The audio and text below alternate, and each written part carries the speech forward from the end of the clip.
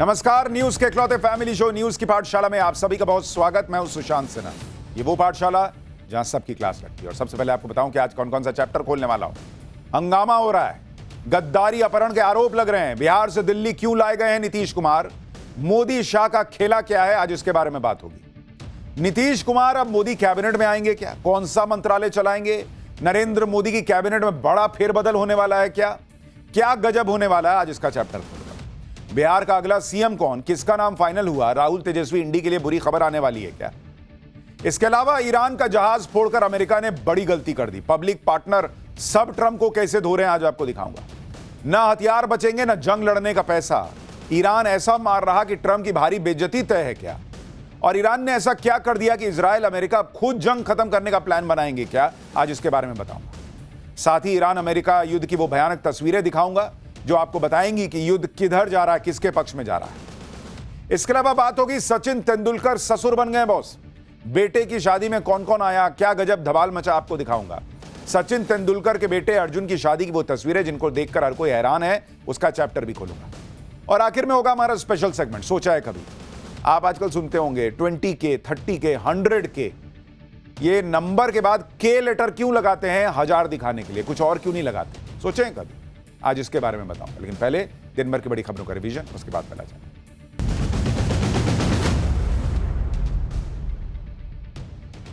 कांग्रेस ने राज्यसभा चुनाव के लिए उम्मीदवारों के नाम का ऐलान कर दिया है। कांग्रेस ने 6 प्रत्याशियों को राज्यसभा का टिकट दिया है, जिसमें वरिष्ठ वकील अभिषेक मनु सिंघवी, आदिवासी समुदाय की फूलो देवी और दलित समाज से आने वाले करमवीर बौद्ध का नाम शामिल है। महाराष्ट्र के बारामती में हुए विमान हादसे को लेकर सीआईडी एक्शन में है। आज सीआईडी ने वीएसआर वेंचर्स के अधिकारियों से पूछताछ की। वीएसआर वेंचर्स ने बारामती क्रैश में शामिल एयरक्राफ्ट को ऑपरेट किया था, जिसमें deputy chief minister Ajit Pawar समेत 5 लोगों की जान चली गई। असम में विधानसभा चुनाव से पहले कांग्रेस से निलंबित 3 विधायकों ने बीजेपी ज्वाइन कर लिया। कमलाख्या डे, शशिकांत दास और बसंत दास आज बीजेपी में शामिल हो गए। बीजेपी में आने के बाद कमलाख्या डे ने कहा कि अगर कांग्रेस ने अपनी विचारधारा नहीं बदली तो कांग्रेस खाली हो जाएगी।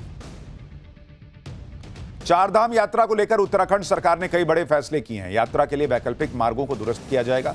चारधाम यात्रा को पारदर्शी बनाने के लिए परिवहन विभाग ने नए नियम लागू किए हैं। अब ट्रिप कार्ड पर टूर ऑपरेटर का नाम और मोबाइल नंबर अनिवार्य होगा। यात्रियों से अतिरिक्त किराया वसूलने पर गाड़ी का परमिट रद्द कर दिया जाएगा।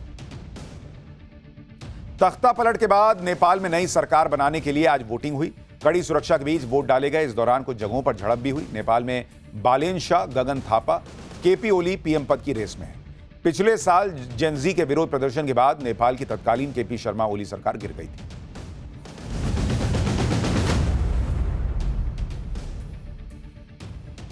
तो ये हो गया दिन भर का रिवीजन ऑफ पाठशाला की पहली क्लास। हंगामा, गद्दारी अपहरण के आरोप, बिहार से दिल्ली क्यों लाए गए हैं नीतीश कुमार, मोदी शाह का खेला क्या है, नीतीश कुमार अब मोदी कैबिनेट में आएंगे क्या, कौन सा मंत्रालय चलाएंगे, क्या गजब होने वाला है, बिहार का अगला सीएम कौन, किसका नाम फाइनल हुआ, राहुल तेजस्वी इंडी के लिए बुरी खबर आने वाली है क्या, सबसे पहले इसका चैप्टर। पिछले 24 घंटे से देश की राजनीति में खलबली मची, और यह खलबली इस बात की है कि प्रधानमंत्री नरेंद्र मोदी ऐसा क्या करने जा रहे हैं जिसके लिए बिहार के सीएम नीतीश कुमार को अचानक बिहार से दिल्ली लाया गया है। हर कोई हैरान है बॉस। ये अभी 4 महीने पहले चुनाव हुए, नीतीश कुमार के नेतृत्व में चुनाव लड़े, वही बिहार के सीएम बने, फिर अचानक ऐसा क्या हो गए भाई कि अमित शाह बिहार पहुंचे और नीतीश कुमार को राज्यसभा का सांसद बनवाने का पर्चा भरवा दिया। देश की पॉलिटिक्स में ऐसा लोगों ने कम ही देखा है कि सीएम जो है वो अपनी कुर्सी छोड़ के राज्यसभा आ जाए। नीतीश कुमार ने ऐलान कर दिया कि वो राज्यसभा सांसद बनना चाहते थे और इसलिए राज्यसभा जा रहे हैं। लेकिन लोग पूछ रहे हैं कि आखिर ऐसा कौन नेता होता है बॉस, सीएम पद छोड़ के राज्यसभा जाने के लिए सब कुछ छोड़ दे। जाहिर सी बात है कि नीतीश कुमार राज्यसभा जाएंगे तो सीएम नहीं रह पाएंगे, और राज्यसभा में आने का मतलब है कि नीतीश कुमार अब नेशनल पॉलिटिक्स करें। लेकिन नरेंद्र मोदी अचानक से नीतीश कुमार को नेशनल पॉलिटिक्स में ला क्यों रहे हैं? भाई, नीतीश कुमार के राज्यसभा जाने के पीछे कौन सी बड़ी रणनीति छिपी है? नीतीश कुमार राज्यसभा आएंगे तो क्या सिर्फ सांसद बनकर रह जाएंगे, या पीएम मोदी ने नीतीश कुमार के लिए कुछ बड़ा प्लान किया है? इसकी इनसाइड स्टोरी आपको बताऊंगा। यह भी बताऊंगा कि नरेंद्र मोदी क्या आने वाले दिनों में केंद्र की राजनीति में बड़ा बदलाव करने जा रहे हैं, अपनी टीम बदलने जा रहे हैं। नीतीश कुमार के राज्यसभा जाने के बीच अमित शाह ने नीतीश कुमार के फ्यूचर रोल को लेकर कौन सी बड़ी बात कह दी है? नीतीश कुमार तो राज्यसभा जा रहे हैं, लेकिन फिर सवाल है कि बिहार को कौन चलाएगा? नया सीएम बिहार का कौन होगा? क्या वो सीएम जेडीयू से होगा या बिहार में पहली बार बीजेपी का मुख्यमंत्री बनेगा? नीतीश कुमार का फैसला चौंकाने वाला तो है और इसलिए इंडी गठबंधन यह माहौल बना रहा है कि नीतीश कुमार ने अपनी मर्जी से इस्तीफा नहीं दिया है, अपनी मर्जी से दिल्ली नहीं जा रहे हैं। बीजेपी ने उनको जबरदस्ती रिटायर करवा दिया है। बीजेपी ने नीतीश कुमार के साथ खेल कर दिया है। कोई कह रहा है कि ये तो अपहरण हुआ है, कोई कह रहा है बीजेपी ने गद्दारी कर दी है। क्या सच में बीजेपी ने नीतीश कुमार के साथ खेल किया या ये नीतीश कुमार का अपना फैसला?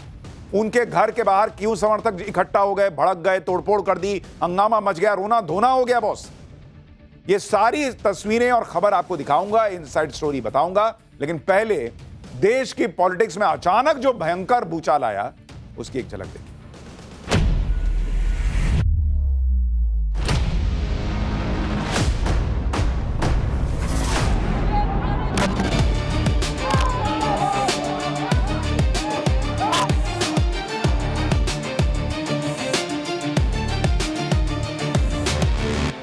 श्री नीतीश कुमार जी फिर से एक बार राष्ट्रीय राजनीति में राज्यसभा सांसद के नाते प्रवेश करेंगे। नीतीश जी को तो घोड़ी पे चढ़ाया है दूल्हा बना करके, लेकिन फेरा किसी और के साथ दिला रहा है। एक भाजपाई षड्यंत्र है।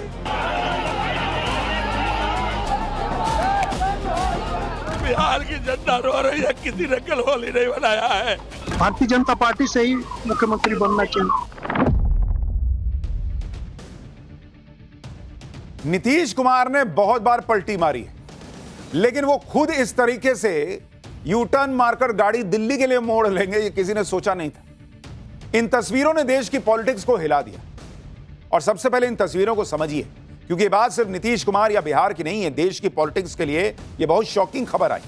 क्योंकि जिन नीतीश कुमार के लिए हर कोई मानता था कि बिहार में सरकार किसी की भी हो, चुनाव कोई भी जीते, सीटें किसी की भी कितनी आए, मुख्यमंत्री तो नीतीश कुमार बनेंगे, वो नीतीश कुमार आज राज्यसभा के लिए अपना नामांकन भर रहे थे बॉस। और कोई ये भी नहीं कह सकता कि नीतीश कुमार की कुर्सी को कोई खतरा था। खुद प्रधानमंत्री नरेंद्र मोदी और अमित शाह बार बार कहते रहे कि बिहार में नीतीश कुमार ही एनडीए का चेहरा है, वही सीएम रहेंगे। लेकिन आज खुद नीतीश कुमार राज्यसभा जाने के लिए पर्चा भरने लग गए। दिल्ली से अमित शाह गए नीतीश कुमार का नामांकन भरवाने के लिए। पहले जब ये खबरें चल रही थी कि नीतीश कुमार राज्यसभा जा सकते हैं, तब लोग यकीन नहीं करते। भाई ऐसा थोड़ी होगा कि वो इतने साल सीएम रहे, अब अचानक से कहेंगे ना मैं राज्यसभा जा रहा हूं। सब कह रहे थे कि नीतीश कुमार राज्यसभा जाएंगे क्यों, क्या मिलेगा उनको जाके वहां, जब आराम से बिहार की सीएम की कुर्सी पर बैठे हैं, उन्हीं का बोलबाला है, उनकी कुर्सी को कोई खतरा नहीं है। लेकिन नीतीश कुमार ने राज्यसभा जाने का खुद ऐलान करके सबको शॉक दे दिया। इस ऐलान में नीतीश कुमार ने जो बातें कही उससे तो लोग और हैरान हो गए। नीतीश कुमार ने राज्यसभा जाने पर कहा कि संसदीय जीवन शुरू करने के समय से ही मेरे मन में एक इच्छा थी कि मैं बिहार मंडल के दोनों सदनों के साथ संसद के भी दोनों सदनों का सदस्य बनूं। इसी क्रम में इस बार हो रहे चुनाव में राज्यसभा का सदस्य बनना चाह रहा हूं। नीतीश कुमार ने कहा कि जो भी नई सरकार बनेगी उसको मेरा पूरा सहयोग और मार्गदर्शन रहेगा। यानी नीतीश कुमार कह रहे हैं कि उनके अंदर इतने हिलोरे मार रही थी भावनाएं कि मैं राज्यसभा का तो मेंबर नहीं बन पाया हूं, इसलिए वो राज्यसभा चल गए और सीएम की कुर्सी छोड़ दी। कोई भरोसा करेगा बॉस? भाई इतना मन में अरमान था कि राज्यसभा जाना है तो चुनाव के पहले चल जाते, पहले तो नहीं गए। इनफैक्ट कई जानकार तो यह कहते हैं कि उस वक्त चुनाव में जानबूझ के यह माहौल बना दिया गया कि नीतीश कुमार को चुनाव के बाद बीजेपी सीएम नहीं बनने देगी, ताकि नीतीश का कैडर एक्टिवेट हो जाए कि ना हमारे नेता की कुर्सी चली जाएगी, आए भर भर के वोट करे। और वही हुआ। बिहार के हाल के चुनाव में सबसे बड़ी गेनर तो जेडीयू थी। इतना गेन करने के बाद इनके मन में आया कि हमको राज्यसभा जाना है। देखिए नीतीश कुमार जो बात कह रहे हैं कि राज्यसभा जाने की मेरी इच्छा थी, उनके मन में इच्छा थी कि राज्यसभा का सदस्य भी एक बार बनकर देख लिया जाए। ये कोई भरोसा कैसे कर लेगा बॉस? गले के नीचे उतर ही नहीं रहा है। क्योंकि कोई सीएम रातों रात कुर्सी छोड़ के राज्यसभा सांसद बनना चाहे, यह आज तक लोगों ने नहीं सुना। और इसलिए लोग कह रहे हैं कि कुछ ना कुछ खेला है बॉस, जिसके बारे में आगे बात करूंगा। नीतीश कुमार ने ऐसा शॉक दिया कि सबकी लाइन लेंथ बिगड़ गई। इंडी वाले तो अलग ही परेशान हैं कि नरेंद्र मोदी ऐसा क्या करने वाले हैं बॉस कि नीतीश को दिल्ली ला रहे हैं। उधर नीतीश कुमार के अपने कार्यकर्ता शॉक्ड हैं कि अचानक क्या हो गया भाई, चुनाव को 4 महीने हुए थे, 4 महीने में कुर्सी काहे छोड़ दिए, दिल्ली जा रहे हैं। तो जैसे ही नीतीश कुमार ने ऐलान किया कि मैं जा रहा हूं राज्यसभा, दिल्ली जा रहा हूं, उनके समर्थक भड़क गए। सीएम आवास से लेकर पार्टी दफ्तर तक समर्थकों ने भयंकर गदर काट दिया। ये तस्वीरें पटना में जेडीयू दफ्तर की हैं, जहां कार्यकर्ताओं ने तोड़फोड़ कर दी, प्लेट फेंक दिए कि क्या खाना जी, जब अपना नेता ही जा रहा है दिल्ली, सब गिरा दिए। बताइए, हालांकि खाना था उसमें नहीं, पहले ही गिराए, समझदारी दिखाए, खाना वेस्ट होता सवाल है। नीतीश कुमार के समर्थकों का कहना है कि वो खुद घर घर जाकर नीतीश कुमार के लिए वोट मांगे थे। अब नीतीश कुमार सीएम पद से हट रहे हैं, ये तो धोखा ना हो गया। नीतीश समर्थकों ने आज सीएम आवास के बाहर हंगामा मचाया कि जेडीयू विधायक कृष्ण मुरारी को ही सीएम आवास से खदेड़ दिया, उनकी कार घेर ली। नीतीश कुमार के समर्थकों की हालत यह है कि जैसे अचानक उन्हें कोई झटका लग गया है। देखिए कैसे फूट फूट कर रो रहे हैं लोग। किसान जी को रास्ता भेजे, बिहार के मुख्यमंत्री नीतीश कुमार ने चलो देश का आपको लग रहा है कि नीतीश कुमार के जाने से नुकसान होगा? बिहार की जनता रो रही है, किसी ने कल होली नहीं बनाया है। सैकड़ों महिलाओं ने, पुरुषों ने वोट किया है, हजारों कार्यकर्ता रो रहे हैं। सब लोगों ने घर घर जाके नीतीश जी के लिए वोट मांगा था, किसी दूसरे के लिए कोई वोट नहीं हुआ था। आज नीतीश कुमार नहीं रहेंगे, आप लोग नहीं रहेंगे, नीतीश कुमार नहीं रहेंगे तो हम लोग क्या करेंगे? राजीव जी ऐसा फैसला क्यों लिए नीतीश कुमार क्यों नहीं? कार्यकर्ता फूट फूट के रो रहे हैं, कुछ लोग गुस्से में हैं, विधायकों की गाड़ी ही घेर के वापस कर दे रहे हैं। उधर इंडी गठबंधन को नीतीश कुमार के फैसले में बीजेपी की साजिश दिख रही है। जो तेजस्वी यादव चुनाव में नीतीश कुमार को बीमार बता रहे थे, उन्हें सीएम पद के लिए फिट नहीं बता रहे थे, उन्हें अब नीतीश कुमार के सीएम पद छोड़ने से भी दिक्कत है। अब तेजस्वी यादव नीतीश कुमार के समर्थन में आ गए, उन्हें दलितों पिछड़ों का नेता बता रहे हैं। काहे भाई, अभी तो कुछ दिन पहले तक आप कहते थे कि बड़े एम्बैरेसमेंट है नीतीश कुमार, क्या क्या हरकत कर रहे हैं, इनकी तबीयत ठीक नहीं है, चीचा लेदर हो रहा है। अब जब नीतीश कुमार दिल्ली आने लग गए तो कह रहे अरे बाप रे, इतना बड़ा नेता चला जाएगा दिल्ली। सुनिए कैसे अब जो नीतीश कुमार यू टर्न के लिए जाने जाते हैं, देखिए तेजस्वी जी कैसे यू टर्न मार दिए। और हमने कई बार भी कहा कि 6 महीने से ज्यादा इनको कुर्सी पे नहीं बैठने देंगे। भाजपा जिसके साथ भी रही है उसको बर्बाद करने का काम किया है। और भाजपा तो आप जान रहे हैं कि ओबीसी, दलित, आदिवासी विरोधी पार्टी है। वो नहीं चाहते हैं कि भाई बिहार में ऐसा नेता रहे जो ओबीसी और एससी एसटी की बात करता रहे। हमारी पूरी सहानुभूति है उनके प्रति, और जो भी उन्होंने बिहार की सेवा की है उसके लिए हम जो है उनको धन्यवाद भी देना चाहते हैं। नीतीश जी को तो घोड़ी पे चढ़ाया है दूल्हा बना करके, लेकिन फेड़ा किसी और के साथ दिला रहा है। नीतीश कुमार के राज्यसभा जाने पर इंडी गठबंधन ने बवाल काट दिया। अखिलेश यादव कह रहे हैं कि बिहार के इतिहास का सबसे बड़ा अपहरण हो गया है। भाजपा ने तो फिरौती में पूरा बिहार मांग लिया, अगला नंबर समझदार को इशारा काफी। टीएमसी के नेता कीर्ति आजाद कह रहे हैं कि चल गया भाजपा का जादू टोना, बंद करो जदयू वाले रोना धोना। कांग्रेस कह रही है कि ये तो तख्ता पलट है, जीटू ने इसकी साजिश रची, ये एक तरह से बिहार के लोगों के जनमत के साथ धोखा। मतलब इंडी गठबंधन को नीतीश कुमार से बढ़िया कोई नेता ही नहीं दिख रहा। वो रो रहे हैं, जेडीयू वाले रो रहे हैं तो समझ में आता है, इंडी गठबंधन वाले रो रहे हैं, करे अपहरण कर लिया बीजेपी ने, गद्दारी कर दी बीजेपी ने। यानी बीजेपी ने महाराष्ट्र में एकनाथ शिंदे को सीएम नहीं बनने दिया, वैसे ही अब नीतीश कुमार के साथ खेला कर दिया। विपक्ष यही कह रहा है, एक बार इनको भी सुनिए। उन्होंने शिंदे साहब वाले वर्जन में काफी इम्प्रूवमेंट करके बिहार में एक नया संस्करण लाए हैं, जिसको मैंने आपके माध्यम से पहले कहा था, मादुरो वर्जन, देसी वर्जन ऑफ मादुरो। कि एक भाजपाई षड्यंत्र है, नीतीश कुमार जी को मोहरे के तौर पर इस्तेमाल कर बिहार की जनता की वोट ले और चोर दरवाजे से फिर उनको दरकिनार करने का। नीतीश बाबू एक सुलझे हुए राजनीतिज्ञ तो हैं, परंतु भाजपा के छल में अब फंस गए हैं। और वही हुआ जो कांग्रेस ने, आरजेडी ने प्रेडिक्ट किया था। धीरे धीरे शायद अब जनता दल बचेगी भी या नहीं, किसी को मालूम नहीं। यानी पूरा विपक्ष यह माहौल बना रहा है कि नीतीश कुमार फंस गए, उनके साथ खेला हो गया। देखिए ये लोग ये माहौल तो बना रहे हैं कि बीजेपी ने नीतीश कुमार पर प्रेशर बनाकर इस्तीफा दिलवा दिया, नीतीश कुमार को साइड लगा दिया।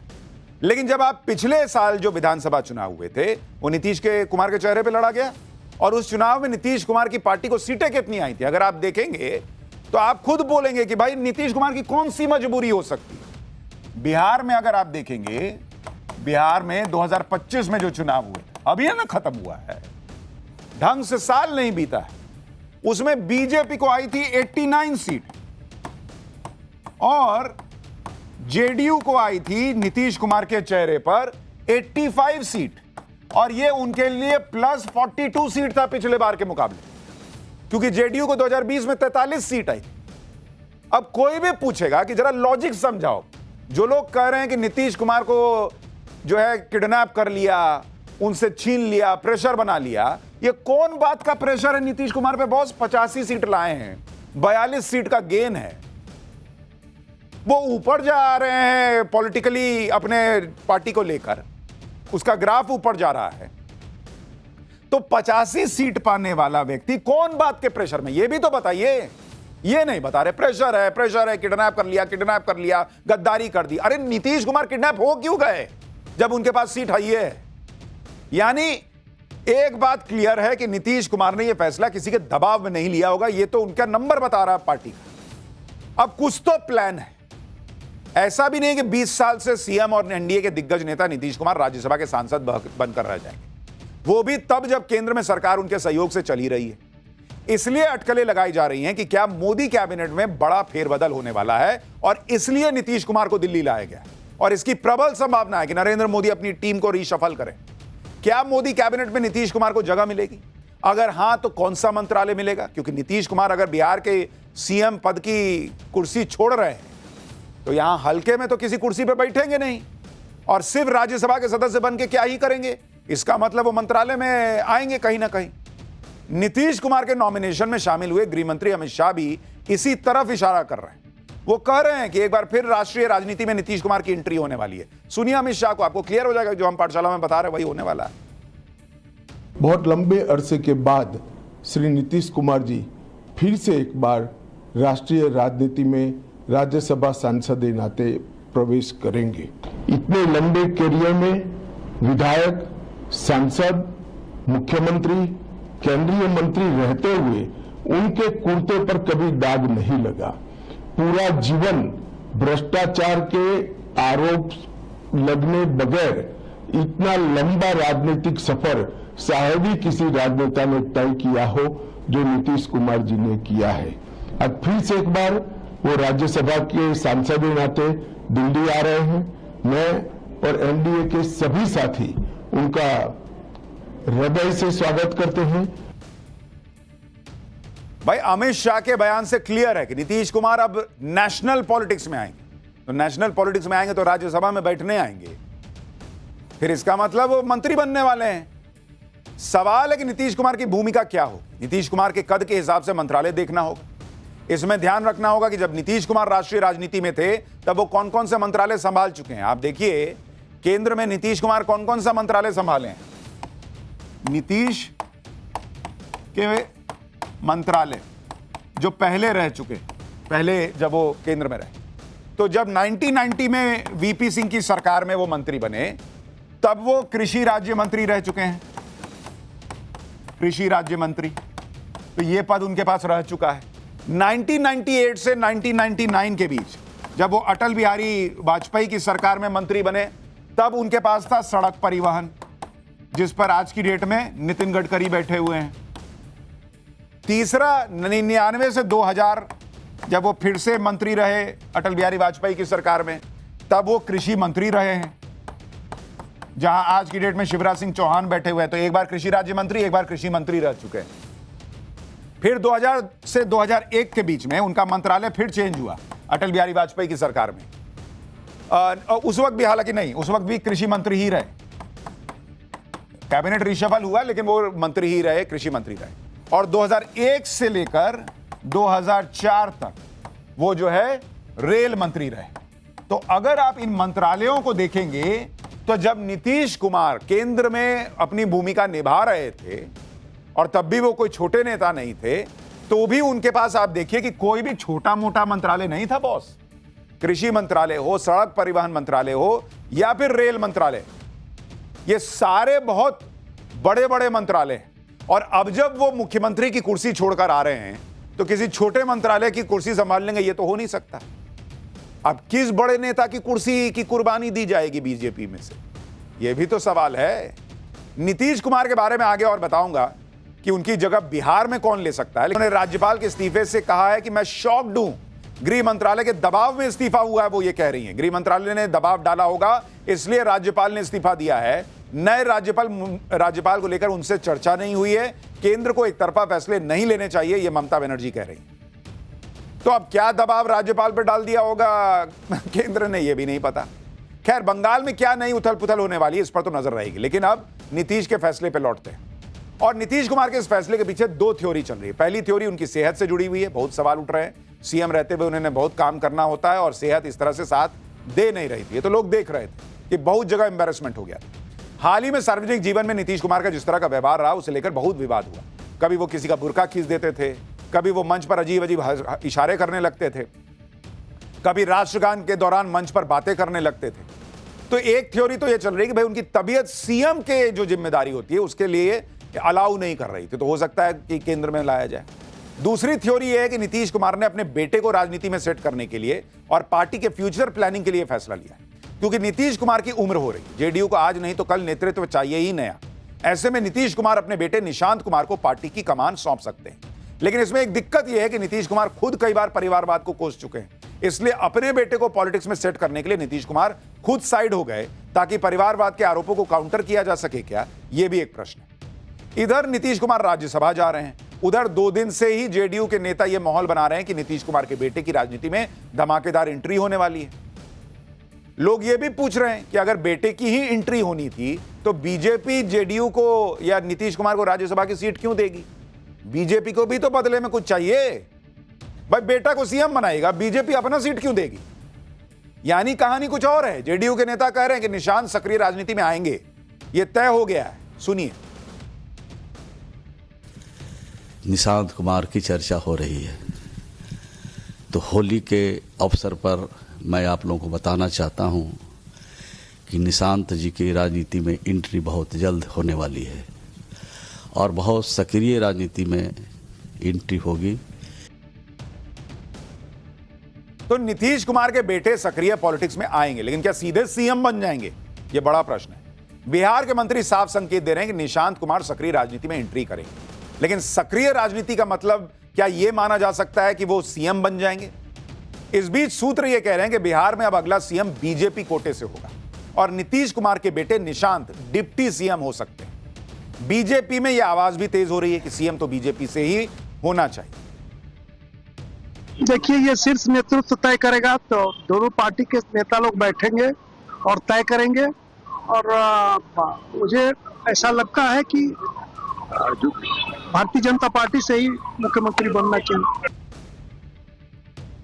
यानी मोटे तौर पर यह हो सकता है कि नीतीश कुमार को राज्यसभा और केंद्र में मंत्रालय, उनके बेटे को डिप्टी सीएम, और बीजेपी जो है वो आखिरकार आएगी बड़े भाई की भूमिका में। क्योंकि देखिए, बीजेपी का ग्राफ बिहार में लगातार बढ़ा, 90 सीट के आसपास वो लगातार रही। जब जेडीयू की सीटें घट के 40-45 हो गई, तब भी बीजेपी ने ज्यादा सीटें हासिल की, लेकिन नीतीश कुमार को सम्मान दिया और कभी उनके ऊपर जाकर बीजेपी ने यह नहीं कहा कि भाई हम ज्यादा सीट लाए, हमारा सीएम होगा। लेकिन अब नीतीश कुमार को साइड करने के बाद बीजेपी अब इस भूमिका में आ सकती है। अगला सीएम बीजेपी से अगर होगा तो वो कौन हो सकता है, इसकी भी बड़ी चर्चा है। बिहार के सीएम के नाम को ध्यान में रखते हुए जाति समीकरण का भी ध्यान रखा जाएगा, ताकि कोई जो भी बैठे वो नीतीश कुमार के वोट बैंक को भी कवर करे। अब कहा जा रहा है कि भाई जो भी सीएम बने वो जनरल कास्ट से ना हो, क्योंकि अभी अभी बीजेपी ने नितिन नवीन को अध्यक्ष बनाया है। मीडिया रिपोर्ट में 3 नामों की सबसे ज्यादा चर्चा है। पहला नाम तो सम्राट चौधरी का चल रहा है कि डिप्टी सीएम है, इस वक्त बिहार बीजेपी का बड़ा चेहरा भी है, राबड़ी देवी मांझी सरकार में मंत्री भी रह चुके हैं। दूसरा नाम केंद्रीय गृह राज्य मंत्री नित्यानंद राय का चल रहा है, वो अमित शाह के करीबी माने जाते हैं। आरजेडी के यादव वोट बैंक में सेंध लगाने और ओबीसी वोटरों के बीच उनकी स्वीकार्यता उनकी सीएम दावेदारी को मजबूत करती है। तीसरा नाम है बिहार में मंत्री दिलीप जायसवाल का। जायसवाल ओबीसी से आते हैं, संगठन में भी अच्छी पकड़ है। खबर है कि बिहार में अगला सीएम कौन होगा, इसको लेकर आज अमित शाह और नीतीश कुमार के बीच चर्चा भी हुई। सीधा मतलब है कि सीएम बीजेपी का होगा, लेकिन चॉइस नीतीश कुमार की हो सकती है। सुनिए गिरिराज सिंह क्या कह रहे हैं। ये नीतीश जी के ऊपर है, कौन होगा नहीं होगा ये नीतीश जी तय करें। यानी अब नीतीश कुमार को फैसला लेना है, ये बीजेपी कह रही है। अब नीतीश कुमार किसके लेके फैसला लेंगे ये जल्द पता चल जाएगा। फिलहाल पाठशाला में हमारे लिए वक्त हो गया है दूसरे चैप्टर का। ईरान का जहाज फोड़कर अमेरिका ने कितनी बड़ी गलती कर दी। पब्लिक पार्टनर सब ट्रंप को धो रहे हैं क्या? ना हथियार बचेंगे ना जंग लड़ने का पैसा। ईरान ऐसा मार रहा कि ट्रंप की भारी बेइज्जती तय है क्या? ईरान ने ऐसा क्या कर दिया? इजराइल अमेरिका अब खुद जंग खत्म करने का प्लान बनाएंगे क्या? और ईरान अमेरिका युद्ध की वो भयानक तस्वीरें आपको दिखाऊंगा जो बताएंगी कि युद्ध किधर जा रहा है। देखिए, ईरान अमेरिका का युद्ध आउट ऑफ कंट्रोल होता जा रहा है। जो लोग सोच रहे थे कि खमेनी के मरते मामला 2 दिन में निपट जाएगा, वो खुद निपट रहे हैं। ट्रंप ने सोचा था कि 1-2 दिन में ईरान को धुआं करके सब समेट लेंगे, लेकिन इतना रायता फैल चुका है बॉस कि मिडिल ईस्ट से आग लगते लगते टर्की, अजरबैजान और अब तो भारत और श्रीलंका के समंदर तक पहुंच गई, क्योंकि भारत और श्रीलंका के समंदर के आसपास अमेरिका ने ईरान का जहाज उड़ा दिया। ईरान कसम खा के बैठा है कि मैं तो ऐसा ट्रंप के साथ भी करूंगा, बताता हूं तुमको। और ट्रंप ऐसा बनाए हुए हैं कि खुला ऑर्डर दे रखा है कि जो मिले उसे ही उड़ा दो। इसी वजह से ईरान युद्ध का दायरा बढ़ता चला जा रहा है। उधर ईरान भी जिस तरह से पलटवार कर रहा है, उसकी उम्मीद ट्रंप ने की नहीं होगी। भाई, ईरान तबाह हो रहा है, इसमें कोई दो राय नहीं है, लेकिन वो कह रहा है कि मैं अमेरिका और इजराइल के पे इतने हमले करूंगा कि अगर तेहरान बर्बाद होगा तो इजराइल भी बर्बाद होगा। ईरान झुकने को तैयार नहीं है। वो दुनिया के सामने मिसाल पेश कर रहा है कि होगा अमेरिका दुनिया का फूफा बन के घूमता, चौधरी बन के घूमता, लेकिन ईरान घुटने नहीं टेकेगा। ईरान मैसेज दे रहा है कि अमेरिका को भी अलबलाने पे मजबूर किया जा सकता है, ट्रंप की हेकड़ी निकाली जा सकती है। अमेरिका और इजराइल के hi tech super intelligent multilayer defence system के बाद भी ईरान की मिसाइलें इजराइल तक पहुंच के ठोक रही हैं बॉस। और उधर ट्रंप अमेरिका में खुद गिरते जा रहे हैं। ईरान युद्ध की कॉस्ट बढ़ती जा रही है। युद्ध कब तक चलेगा यह भी ट्रंप के हाथ में नहीं रह गया। आप देखिए कि ईरान युद्ध को ट्रंप की सबसे बड़ी गलती कहा जा रहा है। अमेरिका पर युद्ध का बोझ बढ़ता जा रहा है। ट्रंप ने पहले 4 हफ्ते की टाइमलाइन दी थी, अब अमेरिकी सेना 100 दिन के युद्ध की बात कर रही है। ईरान युद्ध के बाद ट्रंप की रेटिंग माइनस में चली गई है बॉस। युद्ध लड़ने के लिए ट्रंप यूएस कांग्रेस से पैसा मांग रहे हैं कि पैसा तो तब ना उधर मारूंगा। कांग्रेस कह रही कि पैसा कौन ही मार दूंगा मैं तुमको, भागो यहां से। ईरान में तबाही मचाने के बाद भी ट्रंप के हाथ कुछ नहीं लगा है। ईरान तक सीमित रहने वाला युद्ध 14 देशों में फैल चुका है बॉस। और हमने आपको पाठशाला में पहले ही कहा था कि यह युद्ध कोई रूस यूक्रेन का युद्ध नहीं है बॉस। ये जिस तरह से पूरे मिडिल ईस्ट को अपने कब्जे में लेता जा रहा है, यह दुनिया के लिए तबाही के संकेत है। और ट्रंप भले ही अपनी पीठ थपथपाएं, क्या देखो ईरान को मार दिया, लेकिन लोग पूछ रहे हैं कि हासिल क्या किए हो? अगर मार ही दिए हो तो ईरान पलट के तुमको कैसे मार रहा है? ईरान में रिजीम चेंज तो हुआ नहीं, ईरान में लोग सड़कों पे तो उतरे नहीं। जो उतरे वो तो एकजुट हो गए खमेनी की मौत के बाद। उल्टा ईरान के पलटवार ने दुनिया को हैरान कर दिया। ईरान अपनी सीमित क्षमता के बाद भी न सिर्फ युद्ध लड़ रहा है, बल्कि अमेरिका के सहयोगियों का धुआं कर रखा है उसने। क्या ट्रंप अब ईरान युद्ध से निकलने का सेफ पैसेज खोज रहे हैं? कैसे ईरान युद्ध भारत के पड़ोस तक आ गया है और ईरान ने क्यों कहा है कि वो 8 साल तक युद्ध लड़ सकता है, आज आपको सब बताऊंगा। ईरान ऐसे कौन से हमले कर रहा है जिसके बारे में अमेरिका तक ने नहीं सोचा था? यूएई क्यों इस युद्ध से अलग हो गया है? कैसे ट्रंप के साथी उनका साथ छोड़ते चले जा रहे हैं? ट्रंप ने कौन कौन से बड़े ब्लंडर कर दिए हैं? देखिए, ईरान युद्ध कैसे अमेरिका के हाथ से निकलता जा रहा है और भारत के पड़ोस तक युद्ध पहुंच गया है। आप उसको देखिए। आप देखिए कि कितने देश ईरान युद्ध से प्रभावित हो रहे हैं। भाई, ईरान ने अब तक मिडिल ईस्ट के करीब 14 देशों में अमेरिकी ठिकानों पर अपनी मिसाइलें दाग दी हैं, ड्रोन फोड़ दिए। Israel, Iraq, Saudi Arabia, UAE, Qatar, Kuwait, Bahrain, Jordan, Oman, Cyprus और अजरबैजान में ईरानी मिसाइलों ने जमकर तबाही मचाई।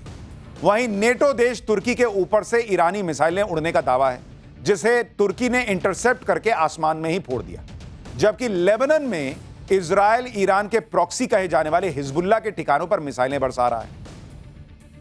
अमेरिका ईरान युद्ध की आंच भारत की सरहद तक आ पहुंची। कल अमेरिका ने हिंद महासागर में ईरान के एक वॉरशिप आयरिस डेना को डुबो दिया। इस हमले में अब तक ईरानी नेवी के 87 जवानों के शव बरामद हुए हैं। अमेरिकी सबमरीन ने श्रीलंका के पास इस जहाज पर अटैक किया था। ईरानी शिप आयरिस डेना पर हमले के इस वीडियो को देखकर साफ पता चलता है कि शिप पर पानी के भीतर से मिसाइल अटैक हुआ था। और धमाका इतना तेज था कि पानी की लहर करीब 50 फीट ऊपर तक उठी। देख रहे हैं आप, इस तरह से हमला हुआ है और कहा जा रहा है कि यूएस सबमरीन ने अपनी MK-48 टॉर्पीडो से इस शिप पर हमला किया था। आइरिस डेना उन 19 विदेशी वॉरशिप में से एक था जो भारत मेहमान बनकर आया था। इन जहाजों ने 17 और 18 फरवरी को विशाखापत्तनम में हुए इंटरनेशनल फ्लीट रिव्यू में हिस्सा लिया था। राष्ट्रपति द्रौपदी मुर्मू ने INS सुमेधा से इस फ्लीट को रिव्यू किया था। भारत के साथ मिलिट्री एक्सरसाइज में हिस्सा लेने के बाद ईरान का यह जहाज वापस अपने देश लौट रहा था। जब यह श्रीलंका के पास उसके तट से करीब 40 किलोमीटर दूर था, उसी वक्त अमेरिकी सबमरीन ने इस पर मिसाइल दाग दी। दावा है कि ईरानी युद्धपोत पर न मिसाइलें थीं, न ड्रोन था, यह बिल्कुल निहत्था था। इसलिए सवाल उठ रहे हैं कि इस जहाज से अमेरिका को फिलहाल कोई खतरा नहीं था, तो फिर अमेरिका ने इसको क्यों डुबा दिया बॉस? अमेरिका जो हरकतें कर रहा है, आपको शोले फिल्म का वो गब्बर सिंह याद आ जाएगा बॉस, कि उसने ठाकुर के घर परिवार में निहत्थे बच्चों तक को मार दिया था और सोच रहा था मैंने बहुत तूफानी काम कर दिया। डोनाल्ड ट्रंप ने वही किया है, अमेरिका ने वही किया है कि वहां निहत्थे सैनिकों को तुमने बीच समंदर में मार दिया और अपने आप को चीता समझ रहे हो। वो तुमसे लड़ रहे थे क्या? वो तो बेचारे वहां से वॉर एक्सरसाइज करके वापस लौट रहे थे और उनको मार दिया तुमने अपनी पब्लिक को दिखाने के लिए, सोशल मीडिया पे वाहवाही लूटने के लिए कि देखो मैंने ईरान का एक और जहाज मार दिया। आप सोचिए डोनाल्ड ट्रंप कितना घबराया हुआ है बॉस, कि उसको इधर उधर जो मिले उसको मार के अपने लोगों को दिखाना है कि देखो मैं कुछ तो कर रहा हूं। ईरानी शिप पर हुए हमले के बारे में इंडियन नेवी का भी रिएक्शन आ गया है। भारतीय नौसेना का कहना है कि जब अमेरिका ने ईरान के शिप पर हमला किया तब उन्हें SOS यानी संकट का मैसेज मिला था, जिसके तुरंत बाद बचाव अभियान शुरू कर दिया गया और INS तरंगिनी जो उस साइट के पास मौजूद था उसे रेस्क्यू ऑपरेशन के लिए भेजा गया। वहीं INS इच्छक लापता लोगों के सर्च ऑपरेशन में लगाया गया है। अब आपको ग्राफिक्स के जरिए बताता हूं कि इस जहाज पर अमेरिकी सबमरीन ने कब, कहां, कैसे हमला किया। देखिए, ईरान का यह जहाज विशाखापत्तनम पोर्ट पर खड़ा था। यहां से श्रीलंका के आगे से होता हुआ अरब सागर की तरफ मुड़ा। इसी वक्त वहां यूएस नेवी की सबमरीन घात लगाकर बैठी हुई। उसने टॉर्पीडो से अटैक कर दिया और ईरान का यह जहाज 2 टुकड़ों में बंटकर डूब गया। अपने निहत्थे जहाज पर अमेरिका के इस हमले पर ईरान तमतमाया हुआ है। ईरान के विदेश मंत्री अब्बास अरागची ने कहा है कि उनके वॉरशिप डुबोकर अमेरिका ने बहुत बड़ी गलती कर दी। उन्होंने धमकी दी है कि अमेरिका ने जो कदम उठाया है ना, उसका अंजाम उसे आगे चलकर भुगतना होगा। अरागची ने कहा है कि यह हमला ईरान के तट से करीब 3000 मील दूर अंतर्राष्ट्रीय समुद्री इलाके में हुआ। उनके मुताबिक उस समय यह जहाज भारत की नौसेना के मेहमान के तौर पर वहां मौजूद था और उस पर करीब 130 नेवी ऑफिसर तैनात थे। अब ईरान की धमकी का ट्रेलर दिखना शुरू हो गया है। IRGC यानी ईरान रिवोल्यूशनरी गार्ड कॉर्प्स ने दावा किया है कि उसने अमेरिकी ऑयल टैंकर पर हमला करके उसे तबाह कर दिया। ईरान का कहना है कि यह जहाज हॉर्मुज स्ट्रेट को पार करने की कोशिश कर रहा था, जिसे ईरान ने फिलहाल बंद कर रखा है। यानी ईरान ने हॉर्मुज स्ट्रेट से किसी भी जहाज के आने जाने पर पाबंदी लगा रखी है। लेकिन इस अमेरिकी जहाज ने ईरान की धमकी को हल्के में लिया और अब वो धीरे धीरे पानी में डूब रहा है और ईरान हर वो जवाब दे रहा है जिसकी शुरुआत अमेरिका कर रहा है। भाई, इंटरनेशनल वाटर में तुम मार रहे हो, निहत्थे लोगों को मार रहे हो, तो ईरान कह रहा है कि तुम अगर नियम नहीं मानते तो मैं कौन सा युद्ध का नियम मानूं, फिर मैं मारूंगा तुमको। और ईरान न सिर्फ अमेरिकी टैंकर पर हमले कर रहा है, बल्कि उसकी प्लानिंग तो इससे भी ज्यादा बड़ी है। ईरान ने धमकी दी है कि वो इजरायल के न्यूक्लियर पावर सेंटर डिमोना पर हमला कर सकता है। डिमोना न्यूक्लियर साइट को आधिकारिक तौर पर Shimon Peres Negev nuclear research centre कहा जाता है। यह इजरायल के नेगेव रेगिस्तान में एक बेहद गुप्त परमाणु केंद्र बताया जाता है।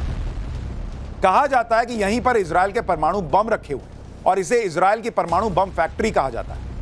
इसी पर ईरान कह रहा है कि लोग कह रहे हैं कि ईरान हमला कर सकता है। ईरान के एक सैन्य अधिकारी ने कहा कि ईरान इजरायल की डिमोना न्यूक्लियर साइट पर हमला करने की धमकी दे रहा है। इजरायल की इस न्यूक्लियर साइट का ऑफिशियल नाम Shimon Peres Negev nuclear research centre है, जो नेगेव रेगिस्तान में डिमोना शहर से करीब 13 किलोमीटर की दूरी पर बना हुआ। दावा किया जाता है कि इजरायल ने 1958 में फ्रांस की सीक्रेट हेल्प से यह परमाणु रिसर्च सेंटर खोला था। ईरान के लिए इस न्यूक्लियर सेंटर को निशाना बनाना इसलिए मुश्किल है क्योंकि दावा है कि यह जमीन के अंदर करीब 100 मीटर की गहराई में है। इस एरिया को इजरायल ने पहले ही नो फ्लाई जोन घोषित कर रखा है। परमाणु सेंटर की सुरक्षा के लिए इजराइल ने 3 लेयर की सिक्योरिटी बना रखी है, जिसमें शक्तिशाली आयरन डोम, एरो 3 और David's sling air defence system शामिल है। ईरान ने अमेरिका की नींद उड़ा रखी है बॉस, इजराइल की नींद उड़ा रखी है। अमेरिका के खतरनाक फाइटर जेट F-15 को मार गिराने का फिर से दावा किया है। हालांकि अमेरिका ने इन खबरों का खंडन किया है। ईरानी न्यूज एजेंसी ने एक वीडियो जारी किया जिसमें एक फाइटर जेट आसमान से पहाड़ियों में गिरता दिख रहा है। ईरान का दावा है कि यह अमेरिकी फाइटर जेट है। ईरान की बैलिस्टिक मिसाइल ऐसा मार रही है कि उनके सामने 5-5 लेयर के एयर डिफेंस सिस्टम फेल हो जा रहे हैं बॉस। आप देखिए कि ईरान की मिसाइलें इजराइल के एयर डिफेंस को चकमा देते हुए अपने टारगेट को तबाह कर दे रही है। जो बम फूट रहा है ऐसे ही फूट रहा है भाई, ईरान इसके लिए जी जान लगाए हुए। आप वीडियो देखिए, ईरान की एक बैलिस्टिक मिसाइल को रोकने के लिए इजरायली एयर डिफेंस सिस्टम की 2 मिसाइलें लॉन्च होती हैं, लेकिन ईरान की मिसाइल इजराइल की दोनों मिसाइलों को छकाते हुए तेल अवीव में अपने टारगेट को फोड़ देती है। देखिए, एक बात समझिए, ईरान अकेला लड़ रहा है बॉस, अकेला, और इधर उसके सामने उसके पड़ोस से लेकर उधर इजराइल तक अलग अलग लेयर के डिफेंस सिस्टम मौजूद हैं। फिर भी वो इजराइल को भी फोड़ रहा है, और जो लोग अमेरिका का साथ दे रहे हैं, जो देश, उनको भी फोड़ रहा है। ईरान अगर इजराइल पर 10 मिसाइल मारता है ना, तो उसमें से 1 या 2 ही मिसाइल जाकर वहां गिर पाती है, और वो ईरान के लिए बहुत बड़ी कामयाबी है। क्यों, मैं आपको बताता हूं। क्योंकि ईरान की मिसाइल्स को मल्टी लेयर एयर डिफेंस का सामना करना पड़ रहा है। कैसे हो रहा है आपको दिखा रहा हूं। देखिए, ईरान की मिसाइल जब निकलती है ईरान से, तो सबसे पहले तो उसको इराक रोकता है, क्योंकि वो पड़ोस में है। तो उधर से इजराइल तक पहुंचने के लिए पहले इराक से गुजरेगी, इराक रोकता है, वहां पे अमेरिका रोकता है। इराक में अमेरिकी पेट्रियट डिफेंस सिस्टम इन मिसाइलों को रोकता है। यहां से जो मिसाइल बच गई, मान लीजिए 10 छोड़ा, 2 बर्बाद हो गई, 8 निकली, वो आगे जाती है, आगे सीरिया और जॉर्डन के एयर स्पेस में इंटर करती है। जॉर्डन भी ईरान की मिसाइलों को इंटरसेप्ट करता है, और इस समय तक इजराइल के फाइटर जेट्स मिसाइलों को नष्ट करना शुरू कर देते हैं, क्योंकि बगल में तो है नहीं, यहां से निकले 5 मिनट में पहुंच गए। पहले जैसे ही निकलता है इराक के ऊपर 2-4 फोड़े, वहां से मैसेज चला जाता है कि भाई बाकी बच गया, तेरे तरफ आ रहा है। जैसे ही वो पता चलता है कि आ रहा है, इजराइल अपने फाइटर जेट उड़ा देता है और रास्ते में नष्ट करना शुरू करता है। इसके बाद भी कुछ मिसाइल इजराइल बॉर्डर तक पहुंची जाती। इन मिसाइलों को मेडिटेरेनियन सी में तैनात अमेरिकी नेवल शिप रोकती है। फिर इसके बाद भी कुछ मिसाइल इजराइल की सीमा में दाखिल होती है। अब जो इजराइल पहुंच गई, उसके लिए ऐसा नहीं कि गया, पहुंच गया, अब मारता हूं मैं। वहां 5 लेयर का एयर डिफेंस सिस्टम अलग एक्टिव कर रखा है Israel. Arrow missile system, THAAD missile system, Patriot system, David Sling system, Iron Dome system, ये 5 लेयर है वहां पे बॉस। इन सब के बाद भी कुछ ईरानी मिसाइलें इजराइल पर गिर रही हैं, तेल अवीव और हाइफा जैसे शहरों को नुकसान पहुंचा रही हैं। आप सोच रहे हैं बॉस, ईरान का जज्बा देखिए आप। उसको पता है कि सब घेर के मार रहे हैं, लेकिन लड़े जा रहा है, क्योंकि वो कह रहा है कि तुमने सोच लिया कि मेरे पास परमाणु बम है, इसलिए मैं मर जाऊं। तुमको लगता है कि मेरे यहां लोग जो है सत्ता परिवर्तन चाहते हैं, इसलिए तुम घुस के हमारे सुप्रीम लीडर को मार दोगे, इसलिए मैं मर जाऊं। ये ईरान नहीं बर्दाश्त कर रहा है, और वो लड़ रहा है सबसे। ईरान की मिसाइलों को 9 लेयर का एयर डिफेंस सिस्टम का सामना करना पड़ता है। इतने तगड़े एयर डिफेंस सिस्टम के बाद भी ईरान की मिसाइलें इजराइल में तबाही मचा रही हैं, तो ये ईरान के लिए बड़ी कामयाबी है। और इसलिए अमेरिका और इजराइल दोनों जो है ना अलबलाए हुए हैं, ट्रंप अलबलाए हुए हैं, क्योंकि उन्होंने सोचा नहीं था कि ईरान ये कर देगा। और इस अलबलाहट में उनको जो सामने दिख रहा है उसको फोड़ने की कोशिश कर रहे हैं। अमेरिका और इजराइल ईरान पर 3 तरफा हमले कर रहे हैं, एक जमीन से, दूसरा आसमान से, तीसरा समंदर से। ये अमेरिकी नेवी के वॉरशिप का वीडियो देखिए, एक के बाद एक मिसाइलें लॉन्च हो रही हैं। बताया जा रहा है कि तेहरान को तबाह करने के लिए अमेरिका अपनी खतरनाक मिसाइलों का इस्तेमाल कर रहा है, जिससे ईरान को ज्यादा से ज्यादा नुकसान पहुंचाया जा सके। अपने ऊपर हो रहे हमलों से इजराइल से लेकर अमेरिकन एलाइज जो हैं वो इतना परेशान हो गए कि वो ईरान को एकदम मिट्टी में मिला देने पर आमादा है। तो भाई एक बात बताओ, तुम तो कह रहे थे कि तुम वहां लोगों के लिए सत्ता परिवर्तन करना चाहते हो। जब पूरा घर ही मिट्टी में मिला दोगे तो मेन डोर का लॉक चेंज करोगे। मेन डोर के पीछे जब कुछ बचा ही नहीं, पूरा घर तुम मिट्टी में मिला दिए, फोड़ दिए, तबाह कर दिए, तो मेन डोर का लॉक क्या चेंज कर रहे हो? जब मासूम लोगों को मार ही दिए तो किसके लिए ये सब कर रहे हो? आप सोचिए अमेरिका की सनक क्या है, उसको खुद नहीं पता वो क्यों कर रहा है। और मैंने आपको पाठशाला में बताया था कि डोनाल्ड ट्रंप अपने ऊपर जो आया है ना, कि भाई ये आदमी पे सुप्रीम कोर्ट ने कह दिया कि पैसा लौटाओ दुनिया भर का। अप्रूवल रेटिंग आज की डेट में माइनस में चल गई है। ये करोगे तो माइनस में ही ना जाएगी। आप देखिए कि अमेरिका और इजराइल के हमले से ईरान धुआं धुआं हो रखा है। यूएस ने ईरान के सनंदाज में कई बड़े हमले किए हैं। ये तुम जो कर रहे हो अमेरिका, ये तुम ईरान में खुशहाली लाने के लिए कर रहे हो। कुर्दिस्तान प्रांत में इमाम अली मिलिट्री बेस को तबाह कर दिया अमेरिका ने। पूरा इलाका धमाकों से कैसे थर्रा रहा है आप देखिए जरा। ईरान की राजधानी तेहरान में अमेरिका और इजराइल ने मिलकर कमर तोड़ एयर स्ट्राइक। रात के अंधेरे में तेहरान पर बड़े बड़े बम गिरा दिए, जिसके बाद तेहरान में भयंकर नुकसान हुआ। आप सोचिए दुनिया की क्या हालत हो रखी है कि दुनिया में कोई डोनाल्ड ट्रंप से पलटकर नहीं पूछ रहा कि एक बात बताओ, अगर तुम परमाणु बम फोड़ने निकले हो तो रिहायशी इलाके में क्या बम गिरा रहे हो? वहां फ्लैट नंबर 4/320 में जो है वो तुम्हारा परमाणु बम रख के बैठा है क्या ईरान? और तुम सत्ता परिवर्तन करने निकले हो तो ये किसका घर गिरा रहे हो, किसको मार रहे हो? नहीं, अमेरिका मार रहा है। और इसलिए ईरान जो कर रहा है ना, वो दुनिया के लिए मैसेज है कि अमेरिका की इस गुंडागर्दी, इसका जवाब देना होगा। अमेरिका इसलिए ताबड़तोड़ हमले कर रहा है क्योंकि ट्रंप जल्दी से जल्दी इस युद्ध को खत्म करना चाह रहे हैं, क्योंकि युद्ध का एक एक मिनट अमेरिका की जेब ढीली कर रहा है। अमेरिकी ऑपरेशन एपिक फ्यूरी के पहले 24 घंटे में $779 मिलियन यानी करीब 7,139 करोड़ रुपए खर्च किए। युद्ध शुरू होने से पहले सैन्य तैयारी में ही $630 मिलियन यानी करीब 5,773 करोड़ रुपए खर्च हो चुके हैं। सैन्य तैयारी और पहले दिन के हमले की लागत मिलाकर 12,830 करोड़ रुपए खर्च हो चुके हैं। यूएसएस गेराल्ड आर फोर्ड युद्धपोत और स्ट्राइक ग्रुप की एक दिन की लागत करीब 60 करोड़ रुपए आती है। अमेरिका ने फारस की खाड़ी में 2 युद्धपोत तैनात किए हुए, जिनका रोजाना का खर्चा 130 करोड़ रुपए आ रहा है। ईरान युद्ध पर अमेरिका का लगभग $65 बिलियन यानी करीब 6 लाख करोड़ रुपया खर्चा हो सकता है, ऐसा माना जा रहा है। अगर युद्ध 2 महीने से ज्यादा चल गया तो यह खर्च $200 बिलियन यानी करीब 18 लाख करोड़ रुपए से ज्यादा हो सकता है। इसके अलावा अमेरिका जो नुकसान हो रहा है वो तो अलग है। जैसे ईरान ने अमेरिका का $1 बिलियन का रडार उड़ा दिया। अमेरिका के 3 F-15 फाइटर जेट तबाह हो चुके हैं। अमेरिका में तो युद्ध का खर्च बताने के लिए एक वेबसाइट शुरू कर दी गई है, जिसमें युद्ध का खर्चा कितना हो रहा है वो पर सेकंड डिटेल पब्लिक को दी जा रही है। हर सेकंड पब्लिक देख सकती है कि देखो ट्रंप तुम्हारा कितना पैसा उड़ा रहा है। इसी तरह से इजराइल पर भी युद्ध का बोझ बढ़ रहा है। इजराइल 2023 के बाद से ही युद्ध में, पहले हमास के खिलाफ, अब ईरान के खिलाफ जंग लड़ रहा है। ईरान युद्ध में इजराइल का वीकली खर्चा 27,000 करोड़ रुपए से ज्यादा है। युद्ध की वजह से इजराइल की इकोनॉमी को वीकली यानी हर हफ्ते 13,700 करोड़ रुपए से ज्यादा का नुकसान हो रहा है। अमेरिका को यह भी नहीं पता कि जिस युद्ध में इतना खर्च हो रहा है वो युद्ध कितने दिन चलना है, उसको हासिल क्या होना है। यूएस सेंट्रल कमांड ने पेंटागन को रिक्वेस्ट भेजी है, ज्यादा इंटेलिजेंस अधिकारी भेजने की मांग की है जो 100 दिन तक ईरान युद्ध को सपोर्ट कर सके। ट्रंप को समझ आ रहा है कि बिना फंडिंग के युद्ध नहीं लड़ पाएंगे वो। इसके लिए ट्रंप ने अमेरिकी कांग्रेस से फंड की डिमांड की कि लाओ यार पैसा तो उधर मारना है।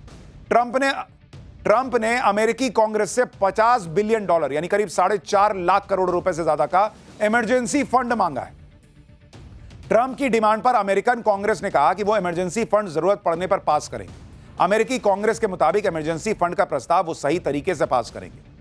यानी यहां भी ट्रंप फंस गए, क्योंकि कांग्रेस कह रही है कि वो सही तरीके से फंड देगी, ट्रंप की तरह नहीं कि एक साइन कर दो और जो चाहे फैसला कर लो। ट्रंप जिस तरह की सनक दिखा रहे हैं उसका अमेरिका में खुलकर विरोध हो रहा है। ट्रंप खुद को पीस प्रेसिडेंट कहते हैं, लेकिन अमेरिका में लोग अब खुलकर ट्रंप को वॉर मॉन्गर कह रहे हैं और ईरान के खिलाफ हो रहे युद्ध का विरोध कर रहे हैं। आप तस्वीरें देखिए। अमेरिकी संसद में आर्म्ड फोर्स से जुड़े मामले की सुनवाई के दौरान हंगामा हो गया। संसद के अंदर ही पूर्व अमेरिकी मरीन सैनिक ब्रायन मैकगिनिस ने ईरान युद्ध का प्रोटेस्ट कर दिया। वो कह रहे थे कि हमें इजराइल के लिए युद्ध नहीं लड़ना चाहिए। इसके बाद पूर्व अमेरिकी सैनिक को जबरन बाहर निकाल दिया गया।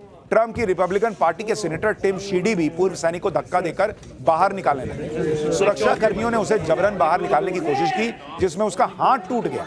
लगभग 20 से 30 सेकंड तक पुलिस और सीनेटर उन्हें दरवाजे से बाहर निकालने की कोशिश करते रहे। इसी खींचतान के दौरान उनका हाथ दरवाजे में फंस गया और टूट गया। ईरान युद्ध पर हो रहे बेहिसाब खर्च पर अमेरिका में जमकर पॉलिटिक्स हो रही है। अमेरिकी सेनेटर बर्नी सैंडर्स ने ईरान युद्ध के लिए ट्रंप को आड़े हाथों लिया है। बर्नी सैंडर्स कह रहे हैं कि हमने पहले ही पेंटागन को $1 ट्रिलियन दे रखा है, अब ट्रंप को $500 बिलियन फिर चाहिए। ट्रंप ने ईरान में जो युद्ध शुरू किया है उसके लिए ज्यादा पैसे मांग रहे हैं। इसका जवाब है नो। हमें अमेरिकी पब्लिक पर पैसा खर्चा करना चाहिए कि न कि अंतहीन युद्ध में।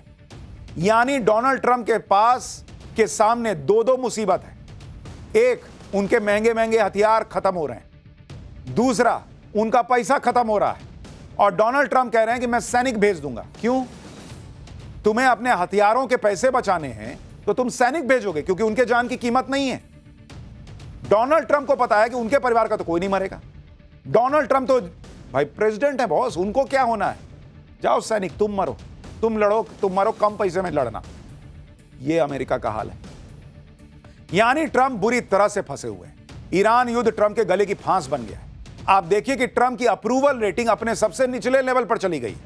ट्रंप की अप्रूवल रेटिंग आप देखिएगा, आज की डेट में डोनाल्ड ट्रंप की अप्रूवल रेटिंग, यानी कितने लोग उनके काम को पसंद कर रहे हैं अमेरिका के अंदर, ये रेटिंग आती है। ये आज की डेट में -19 हो गई है बॉस, नेगेटिव। जो बाइडेन से भी खराब मामला है। लोग कह रहे हैं कि जो बाइडेन की तो चलिए उम्र हो गई थी, बाएं जाना होता तो दाहिने जाते थे, साइकिल से गिर जाते थे, स्टेज से गिर जाते थे। ये आदमी तो नजरों से गिर गया है। -19 अप्रूवल रेटिंग है बॉस।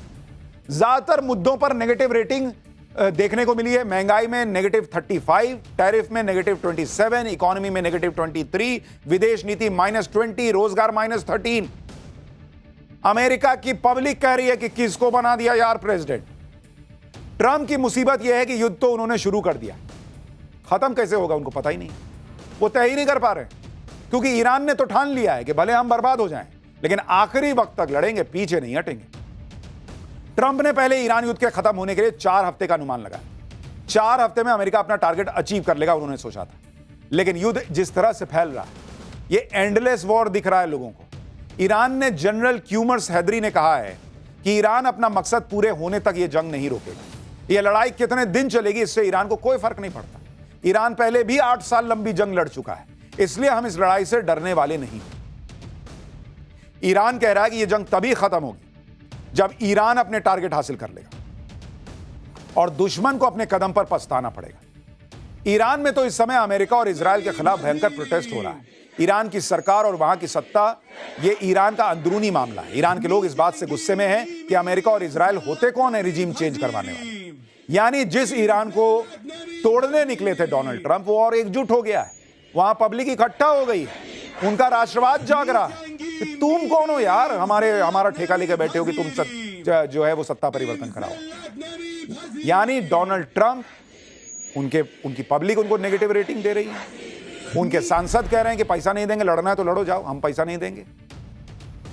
और उनके एलाइज, भाई यूएई ने इस युद्ध से खुद को अलग कर लिया। उन्होंने कहा कि भाई हम युद्ध में नहीं है, काहे हमको मार रहे हो तुम। स्पेन ने कह दिया कि हम नहीं साथ देंगे इस आदमी का, इसके देश का। यह हाल हो गया डोनाल्ड ट्रंप। खैर, पाठशाला में अब अगला चर्चा। सचिन तेंदुलकर ससुर बन गए। बेटे की शादी में कौन कौन आया, क्या गजब धमाल मचा। सचिन तेंदुलकर के बेटे अर्जुन की शादी की वो तस्वीरें जिनको देखकर हर कोई हैरान है, अब वो दिखाता हूं। देखिए, इतना युद्ध चल रहा है, इस बीच चलिए सचिन तेंदुलकर जो करोड़ों लोगों के चहेते हैं, उनके घर में कुछ अच्छा हुआ तो हमें लगा उसकी तस्वीर भी दिखाएं। कितना बम फटते देखिए। सचिन तेंदुलकर के बेटे अर्जुन तेंदुलकर ने अपनी जिंदगी की नई पारी शुरू की। मुंबई के होटल में शादी की ग्रैंड सेरेमनी चल रही है। यह शादी 2026 के सबसे हाई प्रोफाइल सोशल इवेंट्स में से एक है। अंबानी फैमिली की शादी के बाद यह ऐसी शादी है जिसकी देश भर में चर्चा हो रही है, जिसमें देश भर से सेलिब्रिटीज शामिल हो रहे हैं। सचिन तेंदुलकर खुद क्रिकेटर रहे हैं, तो टीम इंडिया से जुड़ा शायद ही कोई खिलाड़ी होगा जो इस शादी का हिस्सा न बना। खास बात है कि सेमीफाइनल मैच के लिए टीम इंडिया भी उसी होटल में ठहरी है जहां ये ग्रैंड वेडिंग हो रही है। बॉलीवुड की शायद ही कोई नामचीन हस्ती होगी जो सचिन तेंदुलकर के बेटे की शादी में ना पहुंची होगी। अमिताभ बच्चन आए, आमिर खान, शाहरुख खान, सब परिवार के साथ आए, क्योंकि सचिन तेंदुलकर के सबसे अच्छे रिश्ते भी हैं और भाई वो देश के लिए उन्होंने इतना किया भी है। वहीं सियासत के दिग्गज खिलाड़ी और देश की बड़ी बिजनेस फैमिली भी सचिन तेंदुलकर के बुलावे पर शादी समारोह में पहुंच गए। सचिन तेंदुलकर के घर में यह पहली शादी है। ऐसे में अपने बेटे की शादी के लिए सचिन तेंदुलकर ने भी जमकर तैयारी की। शादी की तैयारियां बहुत पहले से शुरू हो गई। अगस्त 2025 में एक प्राइवेट समारोह में सगाई हुई थी। फिर 27 फरवरी को गुजरात के जामनगर में प्री वेडिंग हुई। 3 मार्च को मुंबई में मेहंदी और संगीत का समारोह हुआ और आज यानी 5 मार्च को मुंबई के होटल में शादी हुई। सचिन तेंदुलकर की बहू को लेकर भी लोग बहुत उत्सुक हैं कि कौन है भाई जिससे शादी हो रही है। सचिन की बहू सानिया चंडोक कौन है? साथ ही ये भी आपको बताऊंगा कि सचिन के बेटे की शादी के बीच सचिन की बेटी सारा तेंदुलकर की भी बहुत चर्चा क्यों हो रही है। लेकिन पहले सचिन तेंदुलकर के बेटे की शादी की झलकियां देखिए, फिर बताता हूं कौन कौन आया था और क्या क्या हुआ। मास्टर ब्लास्टर और भारत रत्न के बाद सचिन तेंदुलकर को आज एक और पद मिल गया। अब वो ससुर बन गए। अपने बेटे अर्जुन तेंदुलकर की शादी में सचिन तेंदुलकर अपने पूरे परिवार के साथ पूरा आनंद लेते नजर आए। इससे पहले अर्जुन तेंदुलकर अपनी होने वाली पत्नी के साथ मीडिया के कैमरों के सामने आए। लाल शेरवानी में जोड़ा लोगों को, भाई सोशल मीडिया पे तो लोग लिख रहे हैं, उनको बहुत अच्छा लग रहा था। सचिन तेंदुलकर के बेटे की शादी में उनकी बेटी सारा तेंदुलकर ने जो है उनकी भी बड़ी चर्चा हो रही है। उन्होंने पिंक साड़ी पहनी हुई थी जिसकी सोशल मीडिया पे बड़ी चर्चा है। बच्चन, आमिर खान, शाहरुख खान, अभिषेक बच्चन, ऐश्वर्या राय, फरहान अख्तर, आशा भोसले, ये सारे लोग आए थे।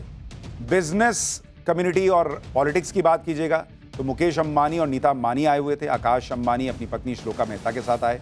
गौतम सिंघानिया और जय शाह भी परिवार के साथ आए। राज ठाकरे और प्रफुल्ल पटेल भी इस शादी में शामिल हुए। सुप्रिया सुले और राजीव शुक्ला भी परिवार के साथ आए हुए थे। सचिन तेंदुलकर के बेटे की शादी में अमिताभ बच्चन अपने पारंपरिक लुक में ऑफ वाइट कुर्ता और शॉल में दिखे। जया बच्चन भी शादी में आई हुई थी। अर्जुन तेंदुलकर की शादी में ऐश्वर्या राय और अभिषेक बच्चन ने भी पहुंचे हुए थे। शाहरुख खान अपने परिवार के साथ आए हुए थे और वो अपनी पत्नी गौरी और सुहाना के साथ इस ग्रैंड वेडिंग में पहुंचे। तो बहुत सारे बड़े सेलिब्रिटीज पहुंचे थे। आमिर खान को देखिए, वो भी आए हुए थे लाल कुर्ते में। आशा भोसले आई हुई थी। मुकेश अंबानी, नीता अंबानी वो आए। तो ग्रैंड शादी हुई है। अब जिन सानिया चंडोक से शादी हुई है, सानिया चंडोक ग्रेवश ग्रुप के चेयरमैन रवि घई की पोती हैं। घई परिवार हॉस्पिटैलिटी और फूड वर्ल्ड में जाना माना नाम है। Intercontinental hotels group Sania Chandok के परिवार का है, जिसकी मल्टीनेशनल वैल्यू करीब 1000 करोड़ रुपए है। चंडोक परिवार famous ice cream brand Brooklyn creamery का भी मालिक है। हालांकि सानिया चंडोक लाइमलाइट से दूर रहती है। वो mister pause pad spa and store की पार्टनर और डायरेक्टर है।